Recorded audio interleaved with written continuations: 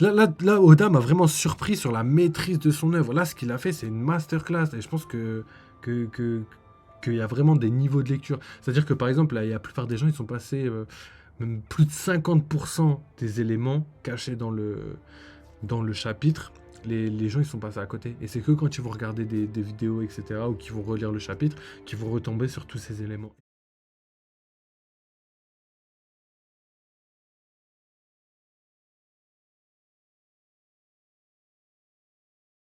Ça, là, vite Pour la fait. bataille de Marineford, nous savions que dans One Piece existait aussi une sorte de christianisme. C'est aujourd'hui confirmé avec la maison de Kuma qui n'est autre qu'une église. C'est extrêmement important parce que nous aurions ici le début de l'explication du crime commis par les boucaniers il y a 800 ans. Celui tout simplement de la foi. Je trouve que c'est ultra fort de la part d'Eiichiro Oda de nous montrer que les ténèbres et l'obscurantisme du gouvernement mondial vont jusqu'à effacer tout de l'histoire, vont jusqu'à effacer des cultes et surtout la croyance des gens. Et je crois que c'est le pire qu'on peut enlever à une personne, sa foi, de croire en quelque chose. Si on lui enlève ça, à ce moment-là, il ne reste plus qu'une chose, c'est de devenir esclave et de mourir. Et c'est d'ailleurs ce que dit Kuma à Saturne, ça n'a aucun sens d'être esclave dès la naissance. Et le plus fou, c'est que on comprend pourquoi Kuma avait sa Bible. Et ouais. C'est tout bonnement parce que le Cum est un prêtre. On a ici, on va dire, une figure très christique chez Kuma, celui qui va faire des miracles au royaume de Sorbet, et il va nous dire: tenez les enfants, hop là, je vous guéris, regardez. D'ailleurs, ces enfants que nous retrouvons plus tard dans l'équipage de Jewelry Bonnie. Tiens donc, un récit totalement biblique dans One Piece, avec l'arbre d'Adam et de Ève, et donc de la Genèse, avec le jardin d'Éden, les fruits défendus, donc les fruits du démon, une histoire de paradis et d'enfer, plus récemment même d'occultisme avec le satanisme et donc le diable. Nous avions l'élément de la Bible, porté depuis le début par Kuma. Si on peut aller plus loin, la résurrection. Dans One Piece, si Luffy est l'élu, nous avons ici la renaissance de Luffy après sa défaite contre Kaido et surtout sa résurrection. Toute une forme biblique qui se présente dans One Piece à travers un peuple qui a été éradiqué. Et ça nous rappelle également l'épisode religieux le plus violent de France, qui est la Saint-Barthélemy, où les catholiques ont essayé d'exécuter et de supprimer tous les protestants de France dans un épisode absolument meurtrier. Et c'est quand même assez curieux de se dire que Bartholomew Kuma est lui-même le dernier boucanier et donc le dernier prêtre de One Piece, que tout son peuple a presque été exécuté par le gouvernement mondial, et qu'en plus de cela, pour un auteur étranger, la Saint-Barthélemy se dit en anglais, si Oda devait faire des recherches, la Saint-Bartholomew.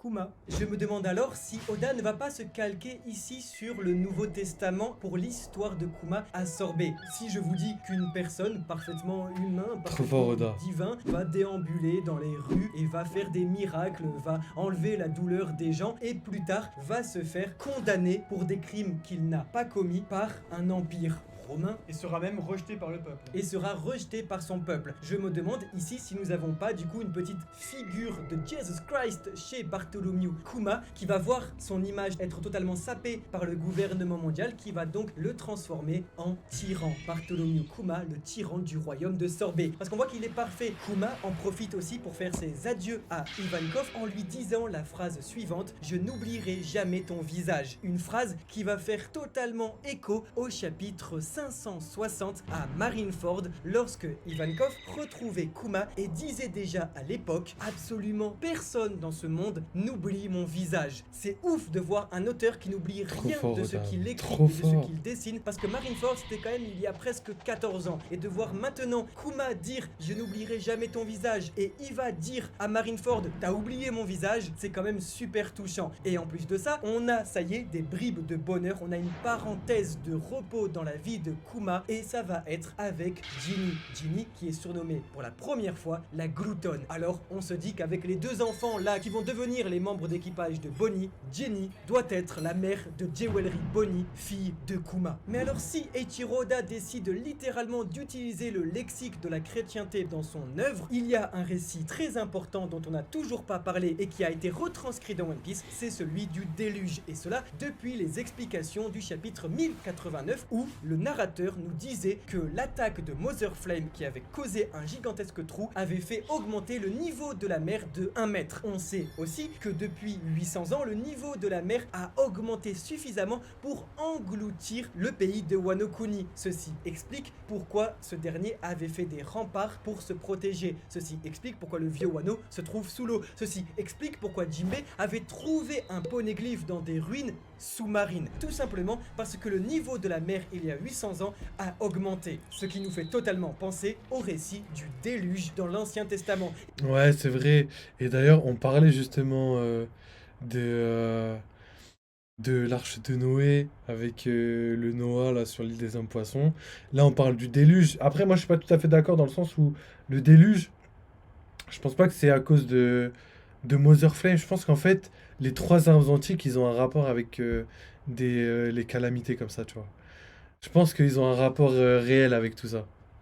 Wesh, Azoti, comment tu vas? Shanks, Barbe Noire. MDR. Non, Shanks égale Barbe Noire. Ou Barbe Noire plus fort que Shanks.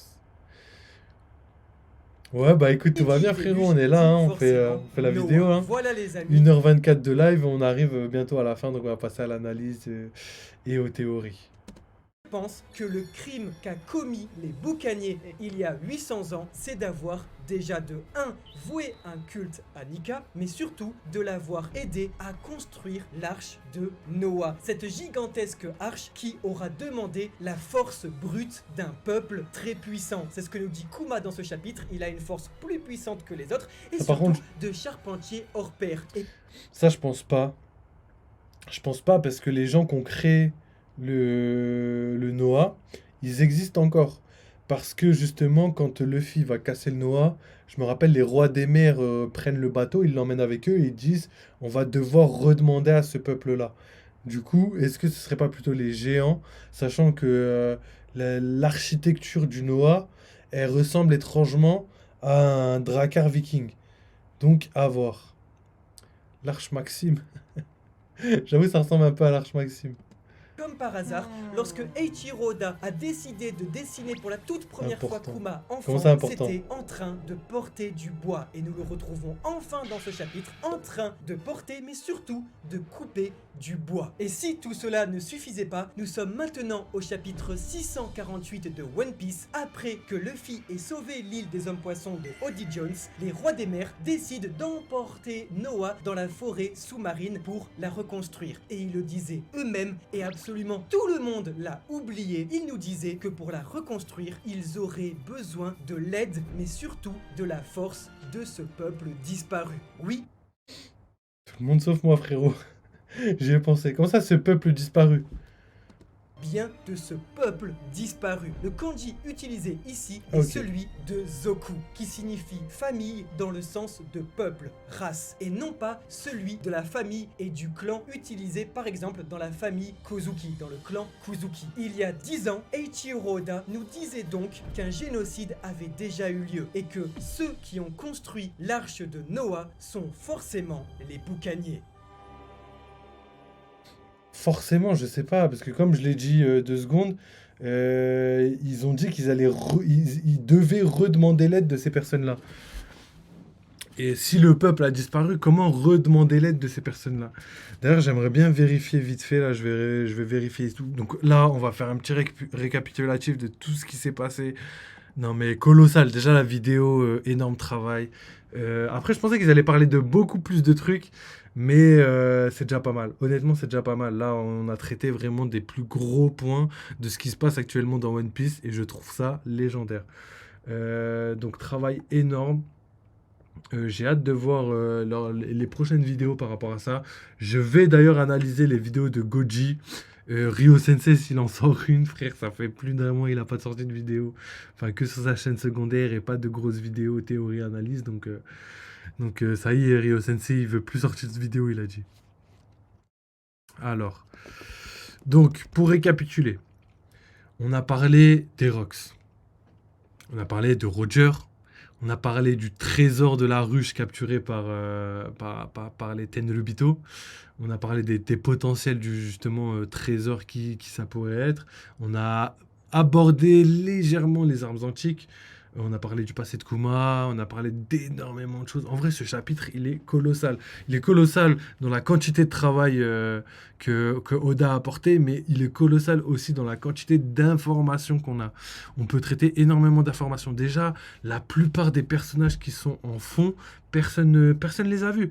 Il y a le personnage, par exemple, de, euh, de Big Mom. Attends, tu sais quoi, je vais vous remettre au moins la page des Rocks. Comme ça, vous pourrez voir. Donc ici, par exemple, là, on a tous les personnages oh là là, les chevaliers divins. On a les enfants qui étaient élevés par Mother Caramel et qui ont été vendus à la marine pour devenir des chevaliers divins.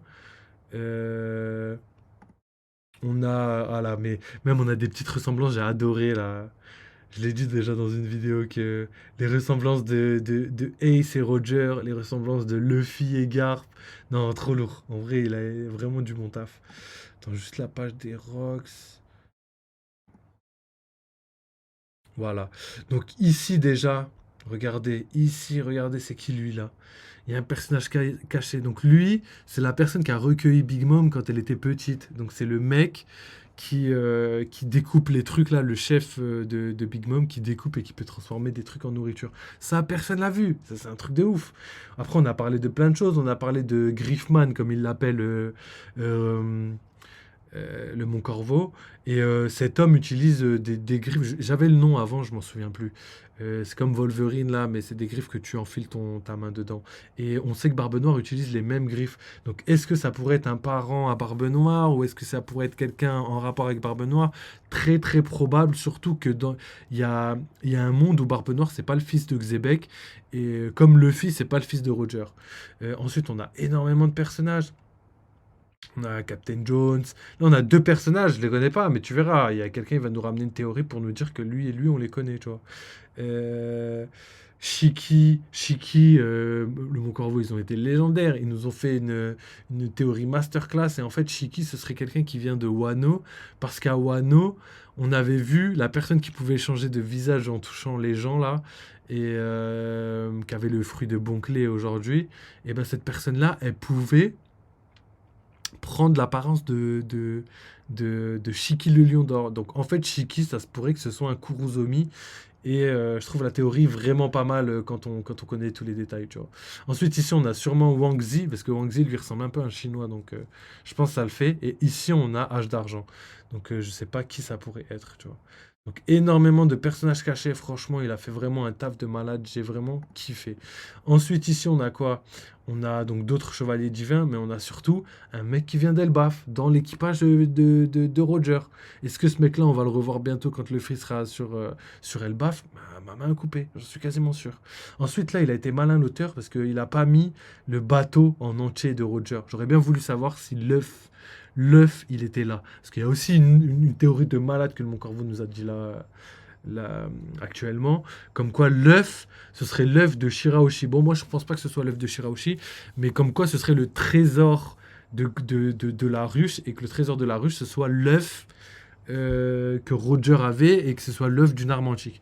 Donc je pense que c'est possible que ce soit l'œuf d'une armantique, mais je suis pas sûr. Et je vais vous expliquer pourquoi juste après, quand on abordera la théorie justement des armes antiques, l'update par rapport à notre théorie.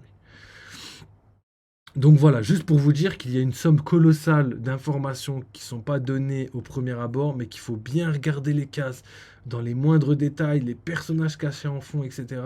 Et bien lire toutes les bulles correctement dans la traduction exacte. Parce que là, par exemple, là, ce que je vous montre, c'est pas la traduction exacte. Pareil, le fait que Kuma vive dans une église qui soit religieux et qu'en fait, la première fois qu'on l'ait vu, il tenait une Bible à la main. Colossal, Oda trop fort.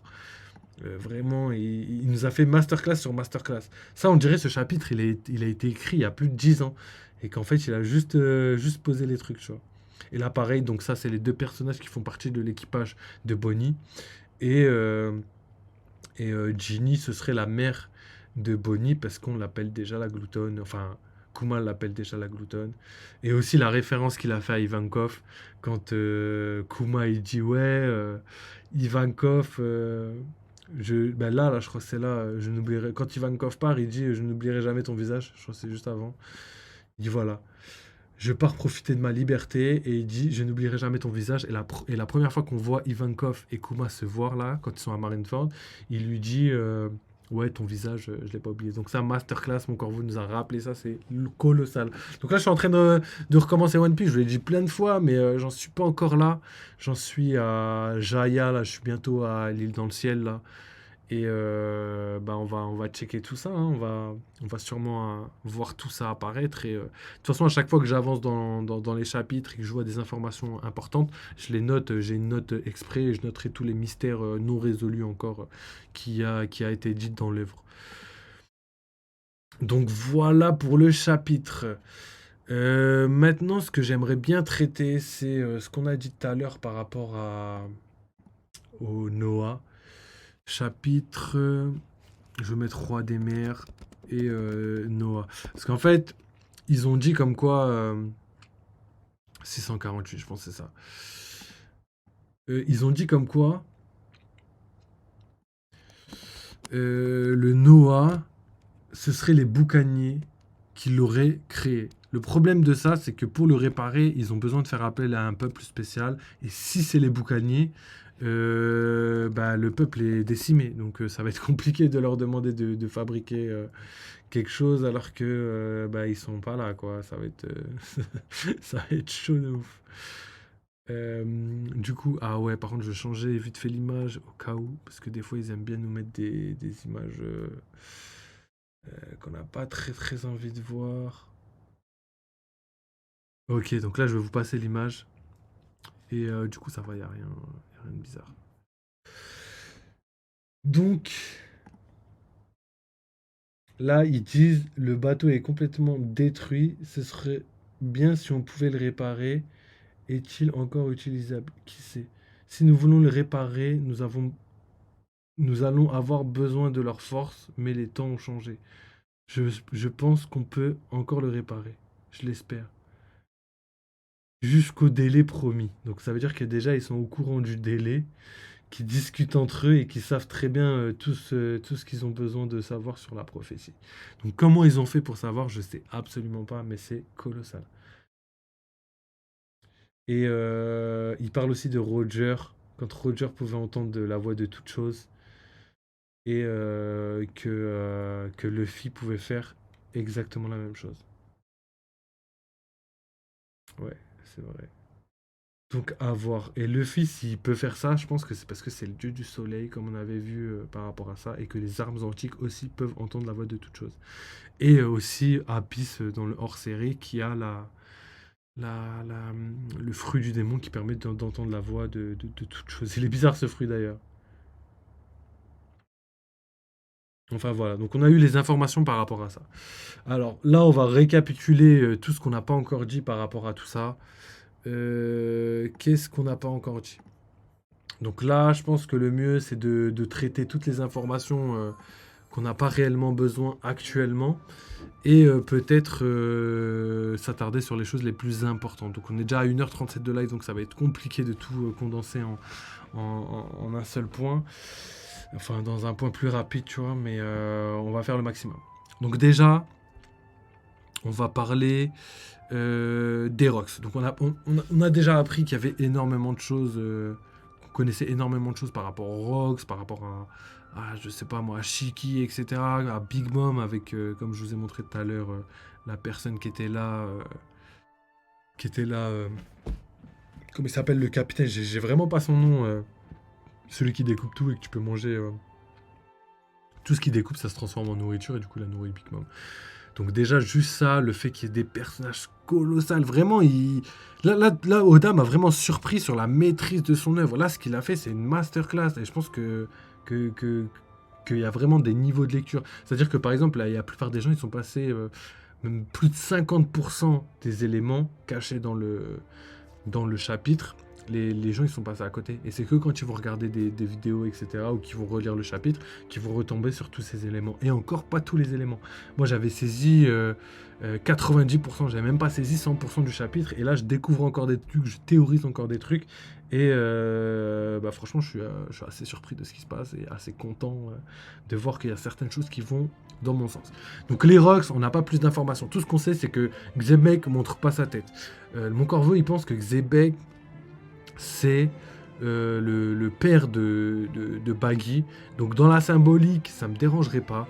Mais le fait qu'il pense que Xebec est une fraude, ça me dérange un petit peu. J'ai peur que si c'est vrai, je dirais pas ça me dégoûte, tu vois, parce que ça se fait pas de dire ça. Mais ça me ferait chier honnêtement que ce soit vrai. J'aimerais bien que... En plus, regardez Barbe Noire.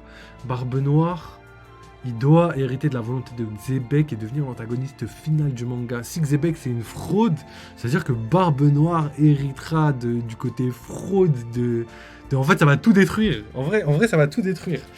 Et je pense pas qu'Oda irait jusque-là. Après... Oda, il a son côté Gear 5 avec Luffy, où il peut être libre et dessiner ce qu'il a envie, s'amuser, faire ce qu'il veut. Donc je pense que ça, c'est cool, et qu'il devrait continuer de faire ça comme il l'entend. Par contre, faire de Xebec une fraude, ou de même de faire comment il s'appelle, de Barbe Noire une fraude, ce serait vraiment dommage.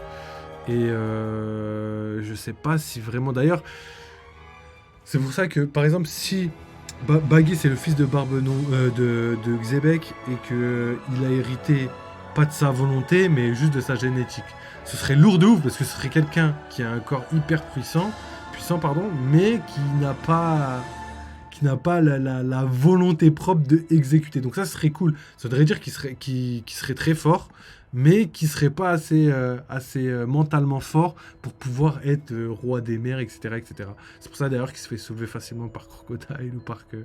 Mais il aurait le potentiel. Ça, ce serait cool. Dans ce sens-là, ce serait cool. Deuxièmement, je détesterais le nez rouge. S'il peut avoir juste la coupe et que sa mère elle a le nez rouge à Baggy, serait lourd de ouf. Parce que le fait qu'il ait le nez rouge, Xebec, ça me dérangerait. Les cheveux bleus, non, mais le nez rouge, ouais, beaucoup. Énormément même, j'aimerais dire. Et franchement, ce serait lourd quand même. Après, si le Mocorvo a pris cette théorie, c'est parce qu'ils se demandaient pourquoi... C'est vrai qu'eux, ils retournent tout le temps la question à l'envers, et je pense que c'est pas bon pour One Piece, parce que vu que One Piece, il y a 10 000 théories possibles, si tu retournes les questions à l'envers, tu peux tout croire et n'importe quoi. Du coup, eux, ils se sont dit pourquoi Oda n'a pas montré Xebec dans le chapitre. Il faut trouver une raison. Et déjà, juste premièrement, je pense que Oda, c'est pas impossible qu'il ait juste fait ça pour maintenir le mystère autour de Xebec, tu vois. Quand on voit les personnes, c'est pas la même impact que quand on le connaît pas, tu vois. Il y a ce côté mystérieux, il y a ce côté envie de savoir, envie d'avoir des informations et tout. Ensuite, il y a des tonnes de raisons possibles pour que Xebec, on le voie pas, tu vois. Si c'est pas à cause du fait que Oda a pas envie de garder le mystère et qu'il y a vraiment une raison, je sais pas, il pourrait avoir un fruit du démon spécial qui fait que ça se verrait directement. Il pourrait avoir donc des signes distinctifs comme par exemple la couleur des cheveux, etc., qui pourrait avoir un rapport. Il pourrait avoir aussi une ressemblance avec un certain personnage qui pourrait nous faire croire qui pourrait nous faire comprendre que c'est le